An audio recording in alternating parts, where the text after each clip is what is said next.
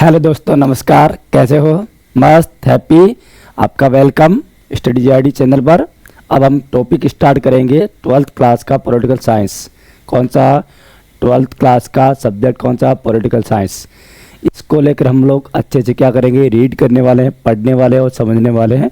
हमारी एक अंडरस्टैंडिंग बनाएंगे इधर। तो यहाँ पे आ जाइए। चैप्टर नंबर फर्स्ट है। सिलेबस के अकॉर्डिंग वीडियो डाल रखा है, उसमें हमने डिस्कशन किया था क्या क्या हम पढ़ने वाले हैं। एक तो भारतीय पॉलिटिक्स के ऊपर बुक्स दे रखी है, उसमें पढ़ेंगे। और सेकंड देयर का वर्ल्ड की पॉलिटिक्स देयर का कंटेम्प्रेरी, उसको हम पढ़ेंगे। पहले हम कौन सा ले रहे हैं? इंडियन पॉलिटिकल जो बुक्स है उसका चैप्टर नंबर फर्स्ट ले रहे हैं, राष्ट्र निर्माण में चुनौतियाँ। राष्ट्र निर्माण में क्या क्या चुनौती थी, उस चैप्टर फर्स्ट को हम योग यहाँ पढ़ेंगे, अच्छे से समझेंगे। ठीक है? सबको एकदम चकाचक समझ में आएगा, कोई प्रॉब्लम नहीं आएगी। एकदम मस्ती मस्ती में मैं पढ़ाने वाला हूँ इधर। क्या क्या प्रॉब्लम हुई थी उस समय। और तो हम चैप्टर के ऊपर आते हैं। इधर आपके सामने पिक्चर दिख रही है। यहाँ पर क्या दिख रहा है? एक तो पाकिस्तान का फ्लैग दिख रहा होगा और एक इंडिया का फ्लैग दिख रहा होगा। दो राष्ट्र का क्या है? फ्लैग दिख रहा है। और ये घटना कब की हो सकती है बताओ? इमेजिन करिए, ये घटना कब की है? जब इंडिया क्या हुआ था?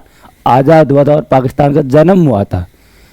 मतलब पाकिस्तान का जन्म और इंडिया का आज़ादी, मतलब क्या हुआ? भारत का विभाजन और आज़ादी दोनों एक साथ में मिली। उसी टाइम की ये क्या है? पिक्चर है 1947। याद रखिए 1947 जब इंडिया क्या हो रहा था? आज़ाद। हमें आज़ादी मिली ब्रिटिशर से, लेकिन साथ में हमें क्या मिली? देश का बंटवारा भी हो गया था। ये पिक्चर आपको कलकत्ता की है। कलकत्ता कहाँ पर?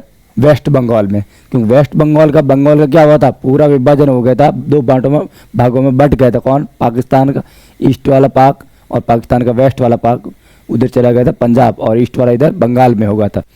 तो यहाँ कलकत्ता में क्या हुआ? 1947 में दंगा प्रभावित क्षेत्रों में शांति स्थापित करने के लिए क्या किया उन लोगों ने? हिंदू और मुस्लिम समुदाय के लोग भारत और पाकिस्तान का झंडा फहराते हुए और शहर में गश्त कर रहे ट्रकों पर चढ़े, और इन लोगों को ये चित्र विभाजन की खुशी और त्रासदी दोनों को एक साथ बयान करता है कि उनको दोनों एक साथ में दिख रहा कि एक तो क्या हुआ, जिसको पाकिस्तान की डिमांड थी उनको पाकिस्तान मिल गया, लेकिन साथ में क्या मिला? हिंदू मुस्लिम के नाम पर दंगे भी मिले, बहुत सारे लोग मारे भी गए। तो ये भी घटना हुई थी। साथ में उन्हें आज़ादी भी मिली। तो मैंने क्या हो रहा है? एक हाथ में आपको खुशी है और एक हाथ में गम है, दोनों चीज़ें मिल रही है। अब इस अध्याय में हम लोगों को क्या पढ़ना है? थोड़ा सा स्टार्टिंग देर का। आज़ाद हिंदुस्तान में शुरुआती कुछ साल चुनौतियों से भरे थे। स्टार्टिंग जो हमारे ईयर थे वो क्या थे? चुनौतियों, मतलब चैलेंजेस थे बहुत सारे। अब कौन कौन से चैलेंजेस थे वो हमें देखना है। सबसे बड़ी चुनौती क्या थी? राष्ट्रीय एकता, नेशनल इंटीग्रिटी। देश को एक रखना, देश को यूनाइट रखना। क्योंकि अभी अभी तो देश क्या हुआ है? आज़ाद हुआ है, और उनके सामने इतनी बड़ी चैलेंजेस आ रहे, वो हम पढ़ेंगे इसमें। और उस चैलेंज को हमें क्या करना है? फेस करना, और उसका प्रॉब्लम का सॉल्यूशन भी निकालना, समाधान भी करना। कैसे करेंगे तो देखना है। और अखंडता को बनाए रखना है। और इसके साथ में क्या करना? आज़ाद हिंदुस्तान राजनीति के इतिहास में इस चर्चा की शुरुआत हम इन्हीं चुनौतियों को जिक्र से करेंगे। इस अध्याय में हम देखेंगे कि 1947 में के बाद पहले दशक में राष्ट्र निर्माण में कौन कौन सी चुनौती थी, हमने सफलतापूर्वक क्या किया, सामना किया, निपटारा किया। तो ये चैप्टर नंबर फर्स्ट में पढ़ेंगे। तो आज़ादी मिली, लेकिन देश का बंटवारा भी तो हुआ ना। आज़ाद तो हो गए, लेकिन आज़ाद होने से क्या काम हुआ है? बंटवारा भी हो गया। तो ये दोनों काम एक साथ। बंटवारे के कारण बड़े पैमाने पर क्या हुई? हिंसा भी, वायलेंस भी हुआ, और लोग विस्थापित हुए, एक दूसरे स्थान से चले गए। और फिर इस घटना से धर्मनिरपेक्ष भारत की धारणा को क्या हुई? आंच आने की लगी। मतलब उनकी धारणा क्या हो रही है? हम लोग भारत धर्मनिरपेक्ष, इट मीन्स सेक्युलर कंट्री नहीं रहा, धर्म के नाम पर क्या हो रहा है? देश का बंटवारा हो रहा है। ये पूरा आगे पढ़ेंगे, पहले इतना देख लेते हैं। देशी रियासतों को भारत संघ में सम्मिलित करने में का मसला तुरंत हल करना जरूरी था। तो देशी जो रियासतें थी, प्रिंसली स्टेट, उनको भी क्या करना था? देश में सम्मिलित करना था।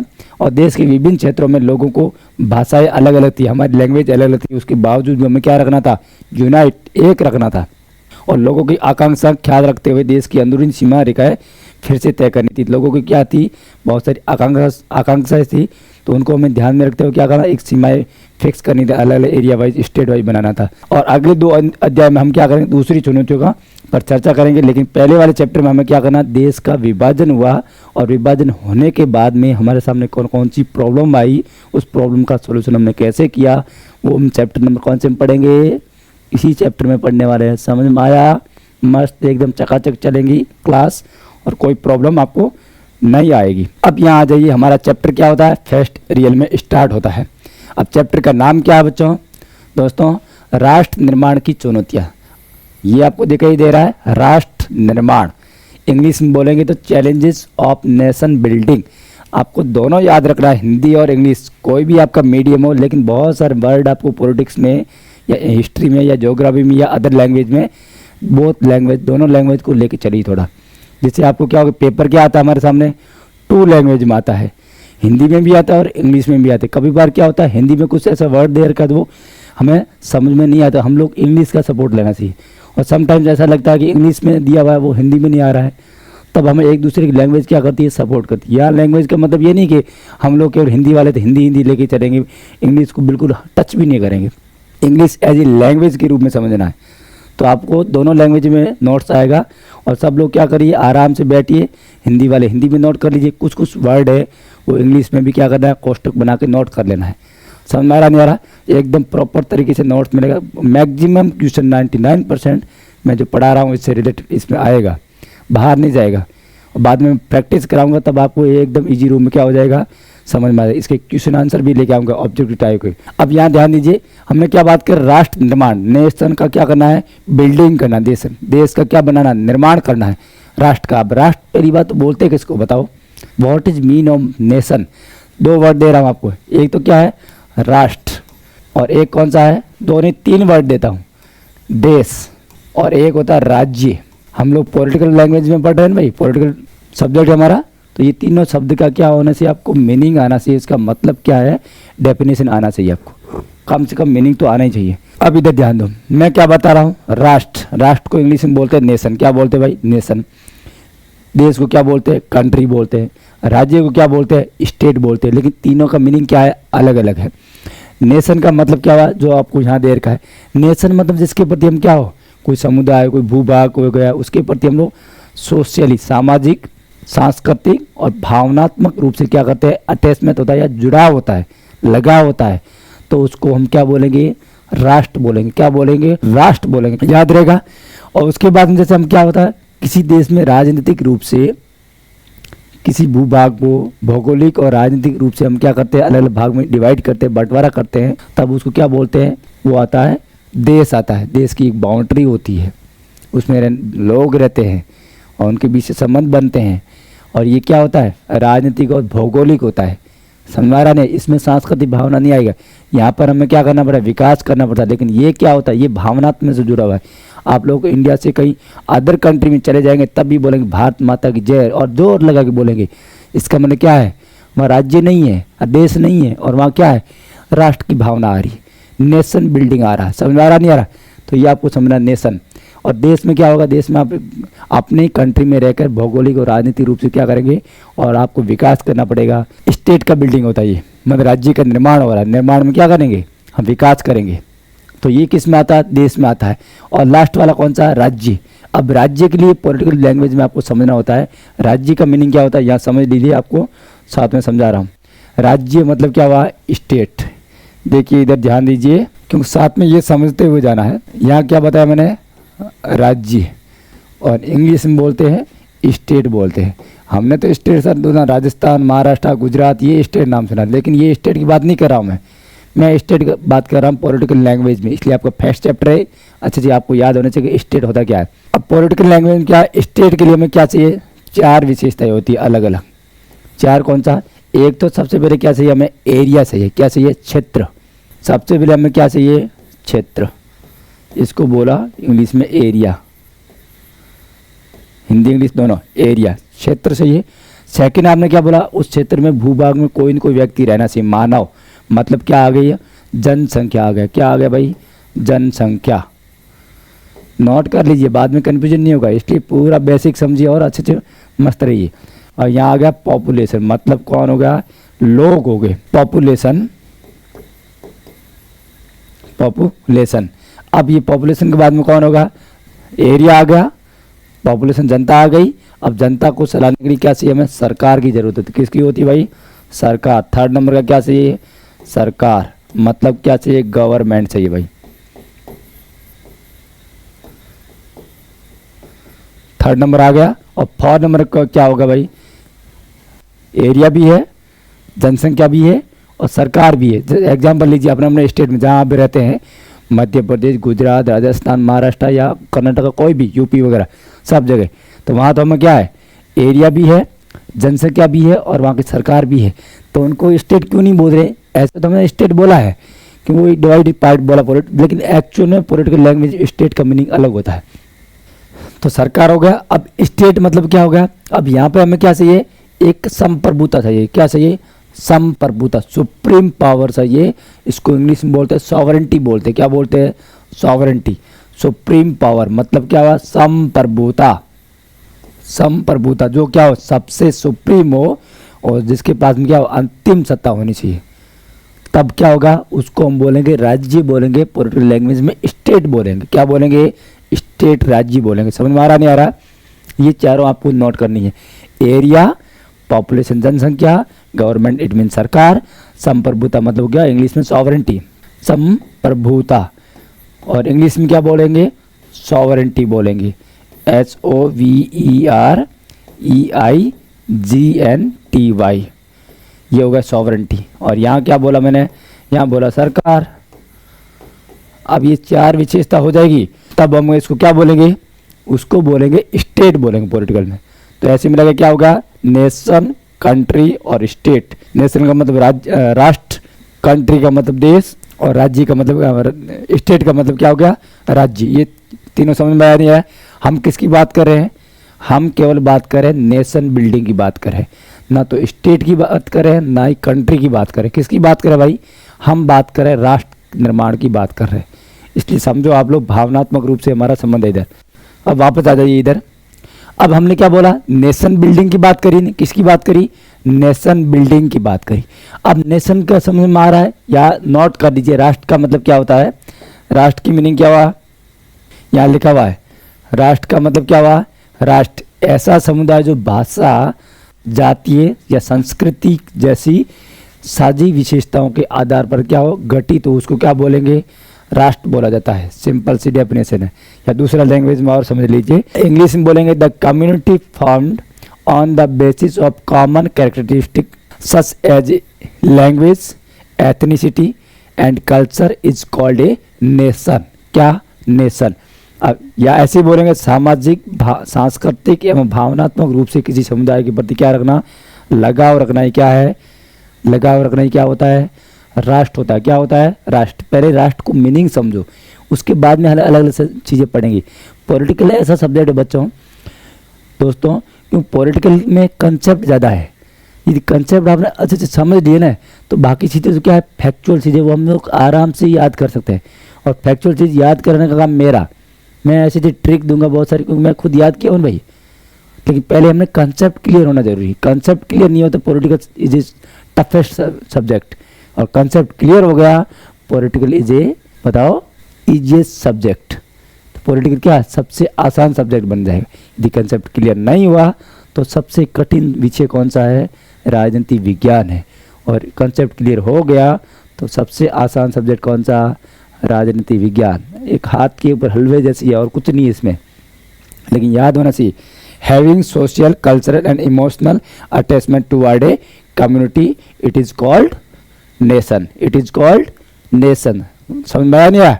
तो ये तो हमें क्या बात करी? केवल राष्ट्र की बात करी। तो हमें चैप्टर कौन सा पढ़ना है? राष्ट्र का निर्माण भी करना है। बिल्डिंग, तो बिल्डिंग किसका करोगे? पहले आपको समझ में आना चाहिए कि किस प्रकार से बिल्डिंग करना है हमें। ऐसा नहीं कि पत्थर उठाया और तो बिल्डिंग बना दी, वो बिल्डिंग नहीं। इधर इमोशनल चाहिए आपको, इधर आपको कल्चरल डेवलप चाहिए। हिंदुस्तान मेरी जान, कैसे? यहाँ कोई बिल्डिंग बना रहा हूँ नहीं, हिंदुस्तान मैंने मेरी भावना है, अटैचमेंट है मेरा, कैसा इमोशनली उसके साथ में क्या अटैचमेंट है, इसलिए बोल रहा हूँ क्या? हिंदुस्तान मेरी जान, भारत माता की जय, वंदे मातरम। ये सब क्या है? राष्ट्र निर्माण की बातें हैं सब। हम रियल टॉपिक अभी स्टार्ट करें। पहले तो क्या समझा था राष्ट्र होता क्या है, इसको देख लिया अच्छे से, ठीक है। कोई कंफ्यूजन है तो मेरे से दोबारा कमेंट करके पूछ लेना है। नए राष्ट्र निर्माण की चुनौतियां। अब देखो, नया हमें क्या बनाना? राष्ट्र निर्माण बनाना। और राष्ट्र निर्माण के सामने क्या है? चैलेंजेज है, चुनौती है। Challenges for a new nation state. अब यहाँ क्या देखना? अब इंडिया आज़ाद कब हुआ भाई बताओ? हम सबको याद है 15 अगस्त। हम क्या करते हैं? 15 अगस्त को क्या मनाते हैं?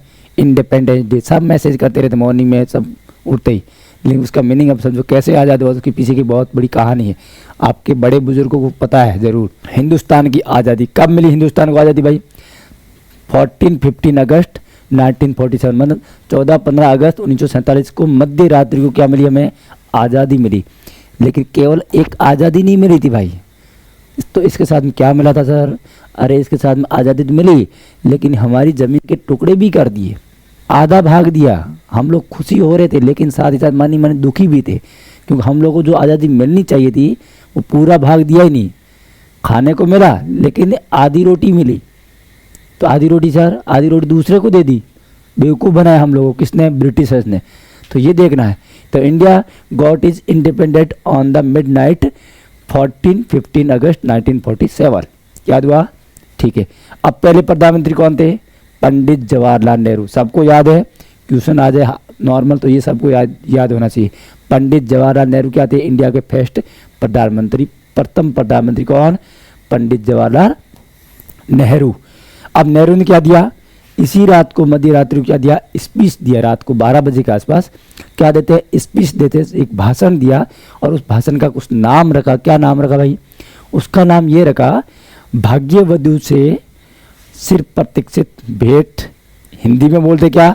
भाग्यवधु से सिर प्रतीक्षित भेंट। ये इंग्लिश में बोलेंगे ट्रिस्ट विद डेस्टिनी। क्या नाम हुआ? Tourist with destiny. याद कर लीजिए, एग्जाम में आएगा ही आएगा। इस भाषण का नाम क्या था? 1 नंबर का 2 नंबर का क्वेश्चन आ जाता है, ऑब्जेक्टिव टाइप में क्वेश्चन आ जाता है, और आप फिर गलत नहीं होना चाहिए। और कंपटीशन की तैयारी कर रहे हैं तब भी याद रखो, इसका नाम क्या था? Tryst with destiny. Tryst with destiny. हम भाग्यवधु सिर प्रतीक्षित की बात कर रहे हैं। याद हुआ? ये किसका भाषण है? पंडित जवाहरलाल नेहरू का। जब कब दिया था? इस तारीख को दिया, 14 अगस्त की रात को। 15 अगस्त स्टार्ट हो रहा था उसी टाइम, कि हम लोग क्या हो रहे हैं? पूरी दुनिया सो रही है और हम लोग जाग रहे हैं, और हमारे भाग्य का उदय हो रहा है। कौन बात कर रहे हैं? पंडित जवाहरलाल नेहरू। इसलिए याद रखना है। तो उन्होंने भाग्यवधु से सिर प्रतीक्षित भेंट बोला था कि हमें फ्यूचर में ऐसे करना है, और हमें एक महिला मतलब जो होती है भाग्यवधु, जो हमारे घर आती है तो क्या होता है? एक नया उदय होता है, भविष्य का निर्माण होता है। तो वैसे ही बात करते हैं कौन? पंडित जवाहरलाल नेहरू। उस भाषण का, स्पीच का नाम रखा था, ये आपको याद होना चाहिए। अब ये आपको सबको दिख रहा है, ये रेड फोर्ट से कौन? पंडित जवाहरलाल नेहरू क्या दे रहे हैं? स्पीच दे रहे हैं। क्या स्पीच दे रहे हैं?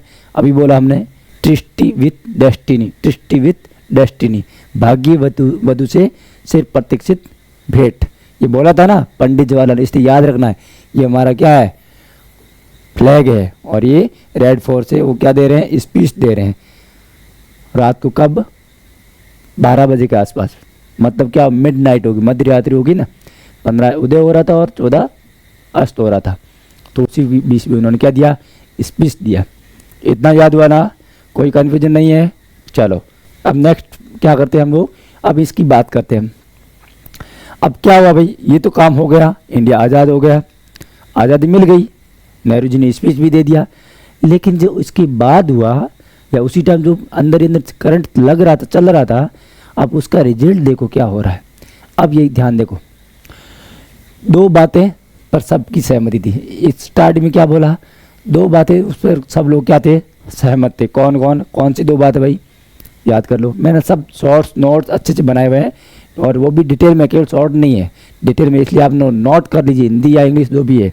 पहले तो क्या? देश का शासन कैसे होगा? लोकतांत्रिक सरकार के जरिए चलेगा। अब तो फर्स्ट तो क्या होगा कि इंडिया का जो गवर्नमेंट होगी, या इंडिया का जो रूल होगा, शासन होगा, वो कैसा होगा? लोकतांत्रिक हो गया। कैसे लोकतांत्रिक? मतलब डेमोक्रेटिक। कैसे बोला? The country will govern through a democratic government. हमारे पास एक डेमोक्रेटिक सरकार होगी। तो पहले क्या थी? पहले डेमोक्रेटिक नहीं थी, मनमर्जी सिस्टम चलता था। आपने नहीं पढ़ा है तो मैं वीडियो डालूंगा जो अलग अलग क्लास का, उसमें देख लीजिए। क्राउन का रूल था। किसका रूल था? क्राउन का रूल था, ब्रिटिश क्राउन। उनका एज एक रिप्रेजेंटेटिव व्यक्ति बैठता था, जिसको बोलते थे वॉइस रॉय। क्या बोलते थे? Viceroy. Last viceroy कौन थे? बताओ। Lord Mountbatten. उनको बोला लॉर्ड माउंट बेटन नीचे बैठ, तो उसका नाम क्या था? Lord Mountbatten. याद रहेगा नहीं रहेगा? लॉर्ड माउंट बेटन, ये उनका व्यक्ति का नाम है, और वो लास्ट वॉइस रॉय था। भारतीय पूछा जाए लास्ट में कौन था, तो वॉइस रॉय तो नहीं था, गवर्नर जनरल पूछा जाए तो आपको याद रखना है चक्रवर्ती राजगोपालाचारी, जिसको हम राजा जी के नाम से भी जानते हैं। उनका नाम था राजा जी, हमने बोला आजा जी, तो ये से याद हो जाएगा राजा जी। ठीक है, तो ये तो लास्ट। और गवर्नर जनरल एंड वायसराय पूछा जाए तो लॉर्ड माउंट बैटन याद रखना। और सरकार सबके भले के लिए क्या करेगी, काम करेगी। एक तो बात क्या हो गया, देश का शासन कैसा होना चाहिए भाई, डेमोक्रेटिक। इसके ऊपर सभी लोग क्या थे, सहमत थे, कोई प्रॉब्लम नहीं थी। हाँ ठीक है, ये बात अच्छी है। और सरकार सबके भले के लिए काम करेगी। जो गवर्नमेंट है वो क्या करेगी, सबको इक्वल क्या करेगी, राइट्स देगी, सबके साथ में एक जैसा व्यवहार करेगी, वेलफेयर करेगी। The government will work for the welfare of all, सबके लिए क्या करेगी, समान काम करेगी, कोई भेदभाव नहीं करेगी। ये भी बराबर है भाई। तो क्या प्रॉब्लम है ना, बताओ ना। एक प्रॉब्लम है सर, क्या प्रॉब्लम है। सन 1947 का साल, लेकिन हमें आज़ादी देश के बंटवारे के साथ मिली। अब ये क्या ध्यान दो, सरकार सबके लिए काम करेगी बराबर, गवर्नमेंट डेमोक्रेटिक गवर्नमेंट भी आ गई और सबके लिए भलाई का काम करेगी। लेकिन ये आज़ादी तो मिल गई, लेकिन आज़ादी कैसे मिली भाई, बताओ ना सर। आज़ादी तो कैसे मिली, अरे आज़ादी ऐसे मिली कि आपका पार्ट तोड़ दिया, आपको आधी रोटी दी, बोला आराम से खाइए। आप खा तो रहे हैं, हम पेट आपका भूखा है, लेकिन आपका पेट भरा नहीं जाएगा, समझा रहा नहीं है। क्यों, आपको भावनात्मक रूप से तोड़ दिया है और आपको जमीनी रूप से भी तोड़ दिया, दो भाग कर दिया, आपके भारत माँ के टुकड़े कर दिए गए। तो ये देखो, but we got independent with a partition of the country, country का क्या कर दिया, पार्ट कर दिया, दो अलग। बहुत बुरा किया था इन ब्रिटिश लोगों ने, लेकिन क्या करें, अब हो गया तो हो गया। तो हमें इसे समझना कि इतिहास से हमें सीखना कि फ्यूचर में हमारे साथ ऐसा ना हो, हमारे भाई बंधु के साथ में, हम लोगों फैमिली के साथ में कोई ऐसा कुटाराघात ना करे। हम लोगों को यूनाइट रखना ज़रूरी है। अदरवाइज कोई दूसरा क्या करे, चुगली करके कोई माहौल बना के, ऐसे जो जॉइंट फैमिली होती है ना वो टूटती है, क्योंकि वो हिस्ट्री पड़ी नहीं, टूटेगी इधर। उनको समझना चाहिए और आपको इसलिए समझना है। फिर क्या हुआ, सन 1947 का साल अभूतपूर्व हिंसा और विस्थापन का रहा। यहाँ पर बहुत सारा वायलेंस हुआ, एक दूसरे को मार काट, पता नहीं कितने लोगों को, हजारों लाखों लोगों को मारा गया। और एक दूसरे की जगह से क्या हो गए, डिस्प्लेस हो गए, विस्थापित हो गए। कुछ लोग इंडिया से पाकिस्तान चले गए, पाकिस्तान से इंडिया में आ गए, लाखों लोगों का हुआ। विश्व का सबसे बड़ा विस्थापन बोला जाए ना विभाजन के टाइम, वो इंडिया और पाकिस्तान के टाइम था, याद रखना बच्चों। पूरी वर्ल्ड में इतना विभाजन और इतनी मार काट कभी एक साथ में नहीं हुई जितनी भारत और पाकिस्तान के बंटवारे को लेकर हुई थी। ये हालात हो गए थे हमारे, लेकिन ये कुछ लोगों की डिमांड की वजह से हुआ। धर्म के नाम पर हम भारत को बांटा गया।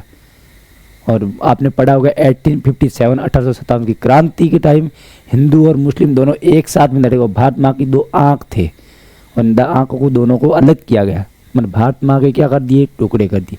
ये सब ब्रिटिशर्स की चाल थी और हम लोग उसकी माया जाल में फंस गए और बाद में ऐसे फंसे कि बाद में निकलना मुश्किल हो गया। अभी तक नहीं निकल पा रहे, एक दूसरे को झगड़ रहे, लड़ रहे, मर रहे, पीट रहे। तो ये इसी वजह से हुआ था, डिस्प्लेस हो गया, वायलेंस हो गया। समझ में आ रहा नहीं आ रहा है। अब इसी टाइम क्या होता है, महात्मा गांधी। महात्मा गांधी कहाँ है, कलकत्ता में। क्यों कलकत्ता में, क्योंकि कलकत्ता में क्या हो रहा है, वेस्ट बंगाल का बंगाल का अलग पार्ट कर दिया। वेस्ट बंगाल ईस्ट बंगाल कब हो गया, सबसे पहले हो गया था 1905 में कर दिया था। बाद में एक होता है, लेकिन दोनों के अंदर एक दरकिरार कर दिया, एक दरार पैदा कर दी थी ब्रिटिश ने। और बाद में वेस्ट बंगाल और ईस्ट बंगाल बन गया और फिर ये पाकिस्तान बन गया, ईस्ट वाला पाकिस्तान। तो उसके लेकर वहाँ दंगे हो गए। तो महात्मा गांधी वहाँ नोआखली में चले गए थे और उसको रोकने के लिए, शांति व्यवस्था बनाए रखने के लिए। तो उसी टाइम महात्मा गांधी क्या बोलते हैं, कल हम अंग्रेजी राज से क्या होंगे, अंग्रेजी राज की गुलामी से आज़ाद हो जाएंगे, लेकिन आधी रात को भारत का बंटवारा भी होगा। वो कह रहे हम लोगों को आज़ादी मिलेगी तो हमें खुशी मिलेगी, लेकिन साथ ही साथ हमारा बंटवारा भी करेंगे, हमारी गर्दन काटी भी जाएगी। तो काटी जाएगी तो हमें दर्द भी तो होगा ना भाई। तो कैसा होगा, इसलिए कल का दिन हमारे लिए क्या है, खुशी है, लेकिन साथ में क्या है, गम भी है। तो हमें क्या, हैप्पीनेस तो मिलेगा लेकिन गम भी मिलेगा। क्यों मिलेगा भाई, क्योंकि देश का बंटवारा भी तो कर रहे हैं ये लोग, एक ही ज़मीन के टुकड़े कर रहे हैं, दो भाइयों को, फैमिली को अलग कर रहे हैं, एक नया राष्ट्र बना रहे हैं। ये तो गलत कर रहे हैं, लेकिन क्या करें, मजबूरी है। क्यों, हमारे लोगों ने ऐसा माहौल बना दिया अंदर से, मुस्लिम लीग वगैरह ने। तो उस वजह से पाकिस्तान का निर्माण हो गया, मजबूरी भी थी हमारी। सर ये क्यों पढ़ना है? अरे ये इसलिए पढ़ना कि हमारे सामने चैलेंजेस क्या थी और फ्यूचर में हमारे सामने ऐसे कुछ चैलेंजेस आए उससे पहले हम लोग क्या करें, उसके अवेयरनेस, जागरूक रहे, कोई हमें बंटवारा ना करवाए। समझ में आ रहा नहीं आ रहा है? इसलिए ये चैप्टर पढ़ना अच्छे से समझना जरूरी है। अब नेक्स्ट में देखो, अब यहाँ पर क्या, यहाँ पे आपको उस टाइम का न्यूज़पेपर दे रखा है, द हिंदुस्तान टाइम दे रखा है। अब हिंदुस्तान टाइम में उसी टाइम का क्या है न्यूज़पेपर में, इसमें भी बहुत सारी क्या दे रखी है, न्यूज़ दे रही है, खबर दे रही है, उसी टाइम का पेपर है जो आप टेक्स्ट बॉक्स में दिया हुआ है। End of 200 year old British rule in India, तकरीबन 200 वर्ष पुराना है। क्यों 200 वर्ष? याद होना चाहिए ना, आप लोग 12th क्लास में आ गए, 7th 8th क्लास में दिया हुआ था। ये कब स्टार्ट हुआ? 1757 से चला, फिर कब चला? 1857 तक ब्रिटिश ईस्ट इंडिया कंपनी ने रूल किया, और यहाँ से 1947 तक किसने रूल किया? ब्रिटिश गवर्नमेंट या क्राउन ने रूल किया। तो तकरीबन 190 ईयर का तो शासन था, और उसको राउंड फिगर में बोला कितना? 200 ईयर, 200 वर्ष तक हमने लोगों को कूटा, लूटा, सब कुछ किया। और आज हमें क्या मिल रही है? आज़ादी मिल रही है। न्यूज़पेपर में आ रहा है ऐसा। बड़ी आज़ादी क्यों, कैसे मिल रही है? देश का विभाजन भी हो रहा है। तो ये न्यूज़पेपर में आपको बता रखा, उस टाइम की घटनाओं को लेकर न्यूज़पेपर में दिया हुआ है। अब यहाँ क्या देगा? राष्ट्र निर्माण को लेकर 3 चुनौतियाँ थी। अब राष्ट्र का क्या होना है? निर्माण होना है। नेशन बिल्डिंग को लेकर हमारे सामने क्या है?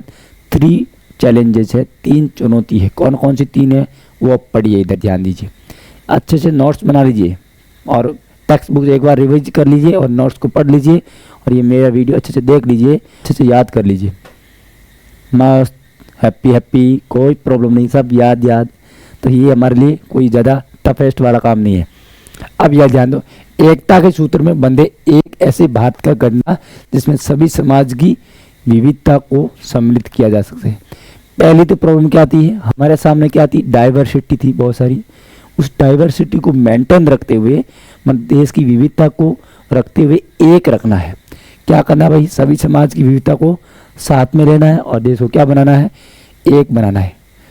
A build a united India that can accommodate the diversity of all society. तो जो भी सोसाइटी, चाहे हिंदू, मुस्लिम, सिख, ईसाई, कोई भी रिलीजन वगैरह हो, लेकिन रहना क्या हमें? यूनाइट रहना है। अलग अलग विचार हो सकते हैं, लेकिन समाज में, परिवार में, फैमिली में हमें रहना चाहिए यूनाइट, एक रहना चाहिए। तो पहले तो ये क्या थी हमारे सामने? चुनौती थी। अब गंभीर सवाल क्या आया? सीरियस क्वेश्चन हमारे सामने क्या आ गया? क्या भारत एक रह पाएगा? क्योंकि जब भारत आज़ाद हुआ ना, उसी टाइम भारत को क्या कर दिया गया? देखो, समाज के आधार पर, मतलब धर्म के आधार पर हम लोगों को बांटा गया था ना, हिंदू और मुस्लिम के नाम पर। तो हम लोग पहले से बंट गए। अब हो सकता है भारत के कितने टुकड़े हो जाए उस समय। इस देश को एक कैसे रखा जाएगा? जगह जगह पर क्या हमारे लिए लैंग्वेज अलग, रिलीजन अलग, एरिया अलग, वहाँ का कल्चर अलग, तो कैसे करेंगे ये लोग? तो हमारे सामने क्या आ गया? क्वेश्चन मार्क आ गया। Will India remain United? क्या इंडिया यूनाइट रह पाएगा? ये क्वेश्चन हमारे सामने आ गए। वर्ल्ड के न्यूज़पेपर वगैरह, वहाँ के मीडिया, सब लोग बोलने की पाकिस्तान बन गया देश का, भारत बाद में और टुकड़ा होगा उसका, अलग अलग राष्ट्र बन जाएंगे इसमें। क्योंकि यहाँ तो क्या जगह जगह राष्ट्र है। जैसे यूरोप में छोटे छोटे कंट्री, हम नाम सुना है, बहुत सारे कंट्री है। वो कंट्री ऐसे छोटे छोटे क्यों है? क्योंकि वहाँ छोटी छोटी लैंग्वेज को लेकर, भाषा को लेकर अलग अलग क्या बन गया, उनका ग्रुप बन गया। इस वजह से क्या उनका अलग अलग कंट्री, छोटे छोटे इतने इतने देश है। जितना अपना महाराष्ट्र, राजस्थान, गुजरात ये सब मिलाएंगे ना, उतना यूरोप है बेचारा, मतलब बहुत सारे एरिया उसमें आ जाते हैं। बट उसके बावजूद क्या है, बहुत सारे कंट्री है वहाँ पर। समझ आ रहा नहीं आ रहा? इतना बड़ा इंडिया और इतनी बड़ी लैंग्वेज, क्षेत्र हो गया, संस्कृति हो गई, धर्म हो गया, तो इंडिया का क्या होगा? यूनाइट रह पाएगा? नहीं रह गया। ये हमारे सामने क्वेश्चन मार्क आ गया। लेकिन हम लोग बाद में यूनाइट हुए भी। और सेकंड क्या है? अब इसी के अंदर देखो, क्षेत्रीय और उप क्षेत्रीय पहचान के सामने भारत की क्षेत्रीय अखंडता को कैसे हासिल करें। हमारे सामने क्या है? Regional and sub regional, how to achieve India territories integrity. हमारे लिए क्या करना है? जो क्षेत्रीय अखंडता है या इंटीग्रिटी है, उसको कैसे बनाए रखना है। क्योंकि हमारे सामने कौन है? रीजनल और सब रीजनल आइडेंटिटी है। और वो बोले कि हम लोग तो महाराष्ट्र के महाराष्ट्रियन, कर्नाटक के मैसूर वाले, फिर हैदराबाद वाले, उसके बाद में इधर आ जाएंगे राजस्थानी, बंगाली, ओडिसी, ये सब लोग क्या अलग अलग है। वो बोले हमारी क्या अपनी खुद की पहचान है, हम पहचान जाने नहीं दी। फिर आपका कश्मीर का मैटर, जूनागढ़ का मैटर, कितने सारे हमारे सामने प्रॉब्लम थे। बट उसके बावजूद भी हमें क्या रहना है, यूनाइट तो रहना ही रहना है। आगे से हम टुकड़ा नहीं होने देंगे भारत का, चाहे कुछ भी हो जाए, हमारी जान भी क्यों नहीं चली जाए, लेकिन देश हमेशा एक रहना चाहिए और यूनाइट रहेगा और रहता ही है और आगे भी रहना चाहिए। तो ये चीज़ें हमें चैप्टर पढ़ते हैं ना तब हमें समझ में आती है कि क्या था इस रियल में। सेकंड हमारे सामने क्या प्रॉब्लम, मैंने 3 प्रॉब्लम की बात की ना। सेकंड क्या प्रॉब्लम, लोकतंत्र को कायम रखना। अब हमारे सामने क्या है, डेमोक्रेसी है। हमने बोला सब लोग सहमत है लोकतंत्र डेमोक्रेसी इंडिया में रहेगा, लेकिन क्या हम लंबे समय तक कंटिन्यूस डेमोक्रेसी को अपहोल्डिंग कर पाएंगे क्या, इसको बना कर रख पाएंगे क्या? ये भी हमारे सामने क्या था, क्वेश्चन मार्क था कि हो सकता है कुछ व्यक्ति दोबारा तानाशाही बन जाए। तो अभी तक राजतंत्र खत्म नहीं हुआ है, राजा लोग अभी भी क्या आपस में लड़ रहे, एक नहीं हुए हैं। तो हमारे सामने क्या थी, डेमोक्रेसी को लेकर भी क्या थी, चुनौती थी। तो संविधान के अनुसार भारत में संसदीय शासन पर आधारित प्रतिनिधित्वमूलक लोकतंत्र है। हमारे पास लोकतंत्र कैसा है, डायरेक्ट डेमोक्रेसी नहीं है, इनडायरेक्ट डेमोक्रेसी। कैसे भाई, कि हम लोग वोट देते हैं किसको, मेंबर ऑफ पार्लियामेंट, लोकसभा का मेंबर बनाते हैं। लोकसभा का मेंबर क्या करता है, लोकसभा में जाता है और हमारा प्रतिनिधित्व करता है, और उसमें से एक व्यक्ति क्या बनता है, प्राइम मिनिस्टर बनता है। तो ऐसे लोकतंत्र को हम क्या बोलेंगे, प्रतिनिधित्वमूलक लोकतंत्र बोलेंगे। क्या बोलेंगे, प्रतिनिधित्व। अब नहीं कि रिप्रेजेंटेटिव क्या कर रहा है, व्यक्ति बन रहा है। तो according to the constitution India has a representative democracy based on parliamentary form of government. संसदीय क्षेत्र के आधार पर हमने क्या बनाया, एमपी बनाया, और एमपी कहाँ जाके बैठा, पार्लियामेंट में बैठा। और हम लोग कौन, इधर ये हमारा पीपल है, और पीपल ने क्या भेजा, एमपी, एमपी पार्लियामेंट में गया, पार्लियामेंट इस क्या करती है, रूल बनाती है।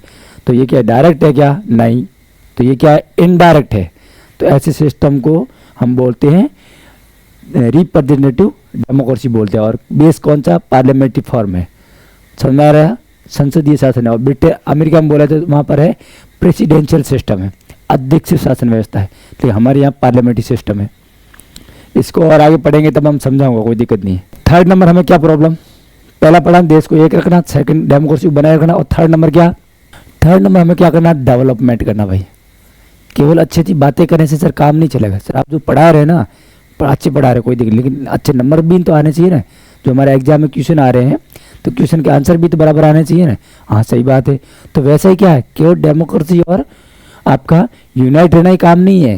जो लोग है भूख मर रहे हैं, उनको खाने को अनाज नहीं है, वो कौन देगा, उनका डेवलपमेंट कौन करेगा।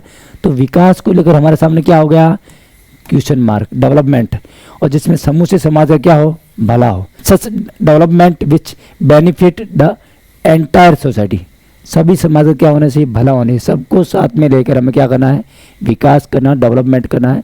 क्योंकि हम लोग बहुत पीछे थे, तो उसके लिए हमें क्या चाहिए, डेवलपमेंट जरूरी था, और बहुत स्पीड से काम करना था, और सबके साथ समानता का बर्ताव भी करना था, और सबको क्या करना है, इक्वल ट्रीटमेंट आना चाहिए सबका। तो equality of treatment for all, सबके साथ क्या होना चाहिए, समान व्यवहार होना चाहिए। ये भी हमारे सामने क्या थी, चुनौती थी, नहीं थी, बिल्कुल थी। समझ आ रहा नहीं आ रहा। अब इसमें क्या हुआ, संविधान राज्य के नीति निर्देशक तत्व, नीति निर्देशक सिद्धांतों के अंतर्गत लोक कल्याण पर क्या देता है, बल देता है। कौन, संविधान देता है, राज्य के अंतर्गत नीति निर्देशक तत्व। अब ये आपका जो हमारा नीति निर्देशक तत्व है, डायरेक्टिव प्रिंसिपल ऑफ स्टेट है, उसमें आपको आर्टिकल जाएंगे, कौन सा 38 में क्या बोल रहा है, पब्लिक वेलफेयर की बात कर रहा है। आर्टिकल नंबर कौन सा, आर्टिकल को हिंदी में बोलते हैं अनुच्छेद 38 में क्या बोला है, लोक कल्याण की बात कर रखी है, पब्लिक वेलफेयर। तो emphasis of public welfare under the constitution and directive principle of A state policy. तो उसके तहत हमें भी क्या करना है, डायरेक्टिव प्रिंसिपल को लागू करना है, और सभी समुदाय के लोगों को भला करना है, उनको इक्वल राइट भी देना है। ये सब चीज़ें हमें करनी पड़ेगी। तो हमारे सामने क्वेश्चन मार्क है, क्या इसको हम कंटिन्यू कर पाएंगे क्या, बिल्कुल बात तो प्रॉब्लम तो है। प्रॉब्लम क्या है, असली चुनौती क्या थी, आर्थिक विकास और गरीबी खत्म करना था। अब हमें ये तो सब काम करना है, लेकिन प्रॉब्लम इसमें क्या है, इसमें एक ही प्रॉब्लम है कि the real challenges is economic development and poverty eradication. मतलब क्या होगा, द रियल चैलेंजेस है हमारे सामने क्या, एक तो इकोनॉमिक रूप से हमें क्या करना है, विकास, सबको पैसा मिले, सबके पास मनी आना चाहिए, सबके पास पैसा आएगा तो क्या होगा, गरीबी से मुक्त होगा, उनका परिवार के बच्चे को अच्छी एजुकेशन मिलेगी, उनका स्वास्थ्य अच्छा होगा, उन्हें क्या मिलेगा, हेल्थ इंश्योरेंस वगैरह सब कुछ मिलेगा। लेकिन पहले हमें क्या करना पड़ेगा, इन चीज़ों पर काम करना पड़ेगा। तो क्या हम एक्चुअल में ऐसा कर पाएंगे? तो हमारे सामने क्वेश्चन मार्क है, और ये क्वेश्चन मार्क अभी भी बना हुआ है बच्चों। कितना खतरनाक है। जापान हमारे साथ में आज़ाद हुआ, स्टार्ट हुआ था जून में हुआ था 47 में, और अक्टूबर में 48 में क्या हुआ था, चाइना आज़ाद हुआ था। लेकिन वो हम लोगों से आगे निकल गए और हम अभी भी गरीबी में जूझ रहे हैं, संघर्ष कर रहे हैं, अभी भी वो बाहर नहीं आए। दिल्ली बोलते गरीबी हटाओ, लेकिन गरीबी फिर बढ़ जाती है, फिर हटाते हैं, फिर बढ़ जाती है। तो ये हालात हो रहा है। तो ये तो हमारे सामने बिग क्वेश्चन है भाई, अभी भी हम लोग इसको लेकर प्रॉब्लम फेस कर रहे हैं। समझ आ रहा नहीं आ रहा? तो 3 कौन कौन सा होगा, एक बार दोबारा रिवीजन कर लीजिए। सबसे पहले कौन सा? देश की एकता को बनाए रखना है। सेकंड, हमें लोकतांत्रिक को बनाए रखना है। और थर्ड, हमें क्या करना, डेवलपमेंट करना और लोगों को साथ में लेकर उनका विकास करना है। ये 3 हमारे सामने क्या थी, बिग क्वेश्चन थे, प्रॉब्लम थी। उनको क्या हम ऐसा बना पाएंगे या रख पाएंगे? ठीक है। तो ये बुक्स, टेक्स्ट बुक्स अच्छे से पढ़ना है, उसमें से मेन कंटेंट मैंने निकाला है। अब देखो यहाँ क्या दे रखा है, रिपब्लिक ऑफ इंडिया। एक कुछ देख रहे हैं आपको, डाक वगैरह दे रखी है। इनॉग्रेशन जनवरी 26 का दे रखा है। अब उस समय क्या हुआ, संविधान लागू हुआ था और हम लोग रिपब्लिक बन गए थे। और ये तो कौन सा है, 12 आना, 12 आना दे रखा। और इधर कितना दे रखा है, 4 आना दे रखा, और यहाँ 2 आना दे रहा है। लेकिन इसमें आप पिक्चर में कुछ अलग दिख रहा नहीं, दिख रहा है। यहाँ आपको सरकार वगैरह दिख रहा है, आर्थिक रूप से हम डेवलपमेंट की बात कर रहे हैं, यहाँ हम एग्रीकल्चर की बात कर रहे हैं, और यहाँ पर हम कल्चरल लेवल पर अपने इंडिया को यूनाइट करना और उनकी इंटीग्रिटी को बनाए रखने की बात कर रहे हैं। तो ये सब क्या है, उस टाइम की अलग अलग डाक टिकट थी, उसको चित्र के रूप में हम दिखाया गया है। और हमारे सामने क्या थी, चैलेंजेस थे, चुनौती थी। समझ में आ रहा नहीं आ रहा? देश की एकता को बनाए रखना, डेमोक्रेसी को बनाए रखना, तो ये यहाँ इधर बता रखा है। फिर आपके सामने क्या है, न्यूज दे रखी है, कौन सा, डाउन। अब डाउन ये पाकिस्तान की न्यूज़पेपर है, डाउन। अब यहाँ पर कुछ दिया हुआ है क्या, अलग अलग न्यूज वगैरह ट्रिब्यूट वगैरह दे रखा है। और सुबह ए आज़ादी, फैज़ अहमद फैज़ नाम का एक व्यक्ति है जो पाकिस्तान में था, चला गया था। और इसने क्या लिखा, ए दाग दाग उजाला, ये सब गदीजा शहर, जो इंतजार था जिसका, ये वो शहर तो नहीं, ये वो शहर तो नहीं, कि जिंदगी आरजू लेकर चले थे यार, की मिल जाएगी कहीं ना कहीं, फलक दस्त में तारों की आखिर मंजिल, कहीं तो होगा सबे सुस्त मौज का साहिल, कहीं तो जाके रुकेगा सफीने गम ए दिल। ये उनकी क्या लिखी, कहाँ कविता लिखी हुई है, ये किसने लिखी है, फैज़ अहमद फैज़ ने लिखी है। और फैज़ अहमद फैज़ कौन है, सियालकोट पाकिस्तान में उनका जन्म होता है। और विभाजन के बाद में भी वो क्या करते हैं, पाकिस्तान में ही रहते हैं। और ये क्या थे, वामपंथी थे, ये कम्युनिस्ट थे। और उन्होंने क्या कहा, जिसके कारण पाकिस्तान में उनको ज़्यादा इंपॉर्टेंस मिला नहीं, और हमेशा उनका क्या रहा, टकराव रहा, शासन से, गवर्नमेंट से क्या रहता, टकराव रहता, थॉट उनके मिलते नहीं थे। और दस्त ए सबा नाम और जिंदा नामा नाम उनके प्रमुख क्या थे, कविता संग्रह थे। और फिर देर का 20वीं शताब्दी में दक्षिण एशियाई कविताओं में फैज़ बहुत ऊंचा स्थान रखते हैं। और ये 20वीं सेंचुरी के आसपास उन्होंने क्या लिखा, बहुत सारी कविताएँ लिखी, कहानियाँ लिखी, और उनका नाम याद रखना है। ये फैज़ अहमद, पूछता तो याद है, बाकी कोई दिक्कत नहीं है, इनका ये लेकर यहाँ लिखा हुआ है। अब यहाँ पे कौन है, यहाँ ये पिक्चर आपको ध्यान देनी है, कौन, मोहम्मद अली जिन्ना। अब जिन्ना साहब क्या बोल रहे भाई, बोलो जिन्ना जी कैसे हो, मस्त हो ना। लेकिन देश का बंटवारा करके चले गए, अब हम लोग भुगत रहे हैं, हमको पढ़ना भी पड़ रहा है, आपसे कंप्लेन कर रहा हूँ मैं, समझ आ रहा नहीं आ रहा? ठीक है। अब ये क्या बोल रहे, हम बहुसंख्यक और अल्पसंख्यक समुदायों की इन जटिलताओं को दूर करने की भावना से काम करना चाहिए। तो कौन बोल रहा है, ऐसा जिन्ना जी बोल रहे हैं। तो क्या पाकिस्तान में ऐसा हो रहा है क्या? ऐसा कुछ नहीं हो रहा है, केवल उल्टा हो रहा है इसका। बहुसंख्यक मेजोरिटी और अल्पसंख्यक माइनॉरिटी दोनों ही समुदायों में तरह तरह के लोग शामिल हैं। अगर मुसलमान, पठान, आप देख लो यहाँ पर कौन कौन लोग हैं, पठान है, पंजाबी है, सिया है, सुन्नी आदि में बटे हैं। तो हिंदू भी ब्राह्मण, वैष्णव, क्षत्रिय और बंगाली, मद्रासी आदि समुदाय में बटे हुए हैं। कि मुस्लिम भी बटा हुआ तो हिंदू भी बटा हुआ है। तो पाकिस्तान में आप आज़ाद है, वो बोल रहे कि पाकिस्तान में आप सब लोग आज़ाद, आप अपने मंदिर जाने के लिए आज़ाद है, आप अपने टेम्पल में जा रहे हैं, हिंदुओं को बोल रहा है। और आप अपनी मस्जिद में जाने के लिए या किसी अन्य पूजा स्थल पर जाने के लिए आज़ाद है। आपके धर्म, आपकी जाति या विश्वास से राज्य को कुछ लेना देना नहीं है। ये बात तो अच्छी कर रहा है, लेकिन एक्चुअल में ऐसा नहीं है, ये सब झूठ है ये लोग। क्यों पाकिस्तान में क्या है, सेक्युलर कंट्री है ही नहीं। और ये कब बोला, 11 अगस्त 1947 को बोला। मतलब भारत क्या हो रहा था, आज़ाद हो रहा था ना, उससे पहले बोला हुआ ये स्पीच है। और जब ये दे रहे थे अध्यक्ष से भाषण दे रहे थे संविधान सभा में पाकिस्तान की, सब ये लॉलीपॉप दिया हुआ है, सब झूठ बोला हुआ है। तो उससे पहले क्या हुआ था, 3 जून को योजना आई थी ना भारत पाकिस्तान का बंटवारा, जिसको हम क्या बोलते हैं, माउंट बेटन योजना भी बोलते हैं, डिकी प्लान भी बोलते हैं, और 3 जून की योजना भी बोलते हैं। तो 3 जून के बाद ये दिया स्पीच, और भारत आज़ाद कब हुआ, 15 और 14 की मध्य रात्रि को। तो उन्होंने पहले बोला हम लोग सब साथ में रहेंगे, अच्छी अच्छी बातें की। बाद में जाके क्या किया, वहाँ हिंदू तो अभी नाम मात्र के रह गए, और वो सब छोड़ के इंडिया में भारत में आ रहे हैं। तो ये हकीकत क्या है, इन लोगों ने धर्म के नाम पर देश का बंटवारा किया, और बाद में जाकर हालात क्या कंडीशन हमारी बन गई, आपस में अभी भी दोनों झगड़ रहे हैं, वो भी नहीं समझ पा रहे, हम भी नहीं समझ पा रहे। तो ये कंडीशन बन गई। अब नेक्स्ट पेज पे आपको देख रहा है एक और न्यूज़पेपर आ गया, the times of India there का। उसमें क्या देर का, ब्रिटिश ऑफ इंडिया में फ्रीडम मिल गई हम लोगों को, ये आज़ादी के टाइम का देर का नेहरू जी बोल रहे हैं। अब यहाँ पर कौन है, अमृता प्रीतम है, एक कौन है, ये एक महिला है, पंजाबी भाषा की प्रमुख क्या है, कवियत्री है और कथाकार है, और साहित्यिक उपलब्धियों के लिए उन्हें साहित्यिक अकादमी, पद्मश्री, ज्ञानपीठ पुरस्कार से सम्मानित किया गया। और बाद में विभाजन के बाद दिल्ली में निवास की, और जीवन के अंतिम समय में पंजाबी की साहित्यिक पत्रिका नागमणि का संपादन भी किया था। नागमणि पत्रिका थी जो साप्ताहिक थी, वीकली न्यूज़पेपर था, उसको क्या करती है, संचालित करती थी। फिर नेहरू जी ने क्या बोला, अब उधर तो कौन, मोहम्मद अली जिन्ना ने बोल दिया कि हम लोग अच्छा सा करेंगे सब कुछ, लेकिन हुआ क्या, जस्ट उसका उल्टा। और हमारे यहाँ कौन थे, हमारे यहाँ मुखिया कौन, नेहरू जी। अब नेहरू जी यहाँ क्या बोल रहे हैं, इंडियन मुस्लिम लोगों को और इंडियन लोगों को लेकर क्या बोल रहे हैं, वो हमें ध्यान देना भी। नेहरू जी बोले भारत में मुसलमान अल्पसंख्यकों की तादाद में इतनी ज़्यादा है कि चाहे वे तब भी यहाँ कहीं और नहीं जा सकते, ये एक बुनियादी तथ्य है। वो बोल दे कि ये क्या है, बेसिक फैक्ट है कि वो कहीं नहीं जा सकते, इस पर कोई उंगली नहीं उठाई जा सकती। पाकिस्तान शायद जितना उकसावा दे रहे, वो बोल रहे कि पाकिस्तान कितना भी उकसावा दे कि मुस्लिम लोग या हमारे यहाँ आ जाओ, लेकिन फिर भी ये लोग क्या है, गैर मुस्लिमों को अपमान भय के चाहे कितने भी घूंट पीने पड़े, हमें अपने अल्पसंख्यकों माइनॉरिटी के साथ में क्या करना है, सभ्यता और शालीनता के साथ पेश आना है, कि हम लोगों को दूसरों के बेकाव में नहीं आना है। ये भारतीय लोगों को बोल रहे कौन, पंडित जवाहरलाल नेहरू, अच्छी बात बोल रहे।